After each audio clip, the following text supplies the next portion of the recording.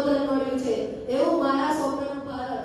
સોના કરતા સોહાગનું મારા સ્વપ્નનું ભારત, વૃક્ષની જેમ હરિયાળું મારા સ્વપ્નનું ભારત, સતત દોડતું હરણું મારા સ્વપ્નનું ભારત, નદીઓ વચ્ચે રમતું મારા સ્વપ્નનું ભારત, મારા સ્વપ્નનું ભારત. મિત્રો, જ્યારે આપણે ભારત વિશે વિચારીએ છીએ ત્યારે આપણને ગૌરવ, સંસ્કૃતિ અને વારસાની તો યાદ આવે જ ને, ખરું ને? પણ જ્યારે આપણે સ્વપ્નનું ભારત કહીએ છીએ ત્યારે હું એક એવા ભારતની કલ્પના કરું છું કે જ્યાં દરેક નાગરિક સુખી, સુરક્ષિત અને સમૃદ્ધ હોય.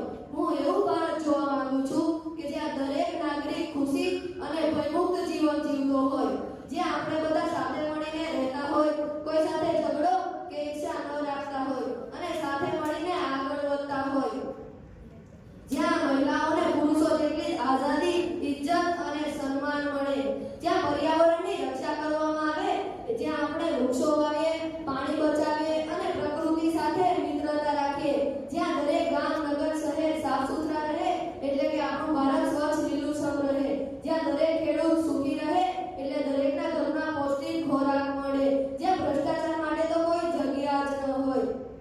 મારા સ્વપ્નનું ભારત એવું છે કે જ્યાં દરેક બાળકને સારું શિક્ષણ મળે, તેમનું ભવિષ્ય ઉજ્જવળ બને, કોઈ ગરીબ ન રહે કે કોઈ ભૂખ્યું ન સૂવે, દરેકના ઘરના આનંદ જ આનંદ હોય. ભારતનો દરેક બાળક એક સૈનિક હશે જે ભારતની બાહ્ય અને આંતરિક એમ અસામાજિક પ્રવૃત્તિઓથી રક્ષણ કરશે, જ્યાં યુવાનો નવી નવી શોધ વડે, ટેકનોલોજી વડે દેશનું નામ રોશન કરશે.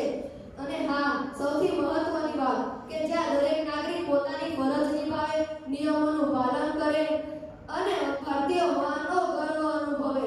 અંતે હું એટલું જ કહીશ કે ભારત સ્વપ્ન નહીં પરંતુ હકીકતમાં વિકાસશીલ ભારત બને, જેની માટે આપણે બધા મહેનત કરીએ અને એક એવો દેશ બનાવીએ જે ફક્ત મારું જ નહીં પરંતુ દરેક ભારતીયનું સ્વપ્ન છે.